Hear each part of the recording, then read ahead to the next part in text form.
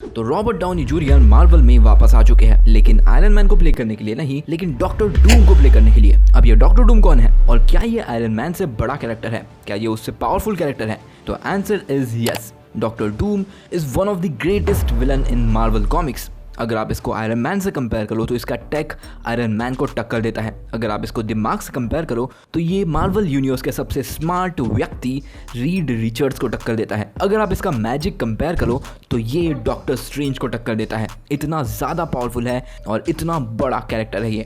लेकिन Robert Downey junior को इस कैरेक्टर को प्ले करना, इसमें कुछ प्रॉब्लम्स है। सबसे पहली प्रॉब्लम आती है कि वो डॉक्टर डूम है और डॉक्टर डूम का असली नाम विक्टर वॉन डूम होता है, जो कि लैटवेरिया नाम की जगह से आता है, जहाँ की उसका बचपन बहुत ज़्यादा बुरा गुजरा था। फिर वो पढ़ाई करने के लिए न्यूयॉर्क आता है, जहाँ की वो उसके कॉलेज में मिलता है रीड रिचर्ड्स से। हाँ, फैंटास्टिक फोर के रीड रिचर्ड्स से। लेकिन इस वक्त उसको पावर्स नहीं मिली होती। दोनों ही बहुत ज़्यादा स्मार्ट होते हैं और इसीलिए दोनों एक दूसरे को पसंद भी नहीं करते। लेकिन एक दिन जब विक्टर वॉन डूम एक मशीन पर काम कर रहा होता है, उसका एक्सीडेंट हो जाता है और उस एक्सीडेंट में उसका फेस खराब हो जाता है। और इस एक्सपेरिमेंट को कॉलेज के प्रीमाइसेस के अंदर कैरी आउट करने के लिए विक्टर वॉन डूम को कॉलेज से बाहर कर दिया जाता है। और इन सब चीज़ों के लिए वो रीड रिचर्ड्स को ब्लेम करता है और तभी से रीड रिचर्ड्स या मिस्टर फैंटास्टिक उसका सबसे बड़ा दुश्मन बन जाता है। इसके बाद डूम जाता है तिब्बत और वहाँ वो मिलता है बहुत सारे मॉन्क से, जहाँ की वो मैजिक सीखता है और वहीं से उसको बैडास वाला लेजेंडरी आर्मर भी मिलता है। इसके बाद वो जाता है अपनी बर्थ प्लेस लैटवेरिया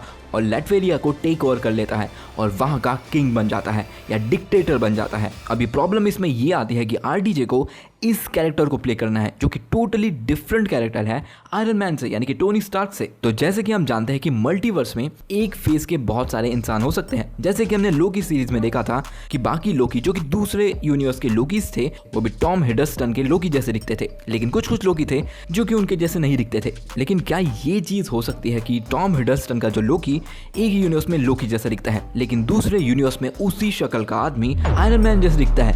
ये थोड़ा वियर्ड हो जाएगा, राइट? और अगर आरडीजे विक्टर वॉन डूम वाले डूम को प्ले करते हैं तो ये सेम चीज होगी उनके साथ। अभी आता है दूसरी प्रॉब्लम पर। तो डॉक्टर डूम एक बहुत बड़ा कैरेक्टर है, जैसे कि मैंने आपको बताया। इसने एक बार मल्टीवर्स को डिस्ट्रॉय कर दिया था, पूरे मल्टीवर्स को। और ये अवेंजर्स डूम्सडे और अवेंजर्स सीक्रेट वॉर्स का मेन विलन होने वाला है, यानी कि मल्टीवर्स सागा का मेन विलन होने वाला है। और जैसे कि हम जानते हैं आधा मल्टीवर्स सागा अभी गुजर चुका है और अभी तक इसका मेन विलन इंट्रोड्यूस ही नहीं हुआ है और हमारे पास उसको इंट्रोड्यूस करने के लिए ज्यादा मूवीज बची भी नहीं है। अगर हम देखें तो अगला साल पूरा पैक है, जहाँ की लास्ट मूवी होगी फैंटास्टिक फोर, जो कि रिलीज होने वाली है जून 2025 को। और इसके बाद आएगी अवेंजर्स डूम्सडे, जहाँ की डूम दिखने वाला है मई 26 को, यानी कि लगभग एक साल का डिफरेंस है फैंटास्टिक फोर और डूम्सडे में, जहाँ की ये लोग अगर चाहे तो डूम को सेटअप कर सकते हैं। लेकिन एक साल अगेन बहुत कम है एक विक्टर वॉन डूम जैसे बड़े कैरेक्टर को सेटअप करने के लिए। लेकिन मुझे लगता है कि मार्वल वाले बहुत स्मार्ट है और हो सकता है कि वो आरडीजे के डॉक्टर डूम को विक्टर वॉन डूम ना दिखाए,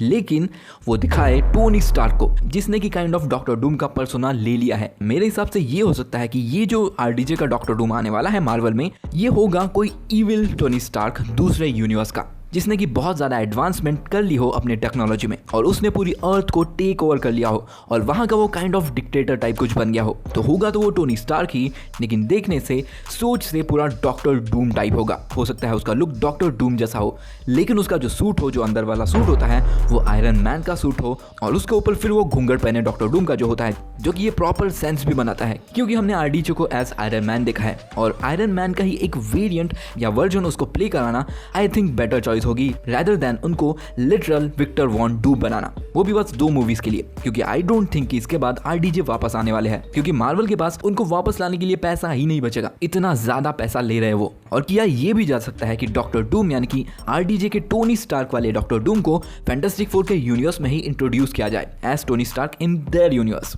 और जैसे कि हम जानते हैं कि ये यूनिवर्स 60s में है, लेकिन 60s में ही इस यूनिवर्स ने बहुत ज़्यादा टेक्नोलॉजिकल एडवांसमेंट कर ली है, तो एक एडवांस टोनी स्टार्क को यहाँ पर दिखाना सेंस भी बनाता है। और इसीलिए मुझे लगता है कि मार्वल एक अलग सा यूनिवर्स इंट्रोड्यूस कर रहा है और मुझे लगता है कि ये मूवी और ये यूनिवर्स बहुत ज़्यादा इंपॉर्टेंट होगा आने वाली एवेंजर्स मूवीज़ के लिए। और जैसे कि केविन फाइगी ने सैन डिएगो कॉमिक कॉन में कहा कि फैंटास्टिक फोर दोनों एवेंजर्स मूवीज़ में दिखने वाली है, तो डेफिनेटली इसका कुछ ना कुछ तो कनेक्शन होने वाला है डूम से और सीक्रेट वॉर्स से।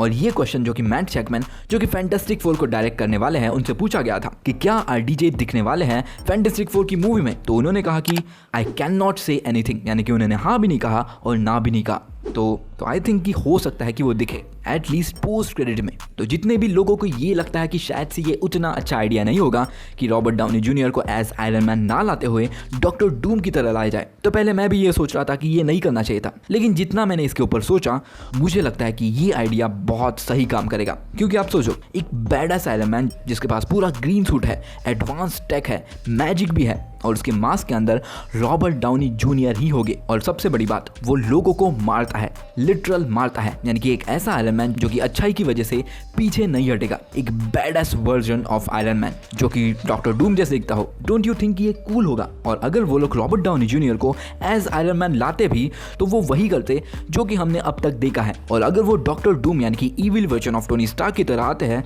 तो हमें कुछ नया देखने को मिलेगा, जो कि आई थिंक कि बहुत सही होने वाला है। तो ये थी मेरी थ्योरीज कि रॉबर्ट डाउनी जूनियर को कैसे वापस लाया जा सकता है as doctor Doom but also as Tony Stark. तो अगर आपको ये वीडियो पसंद आया हो तो लाइक कर दो और सब्सक्राइब कर दो।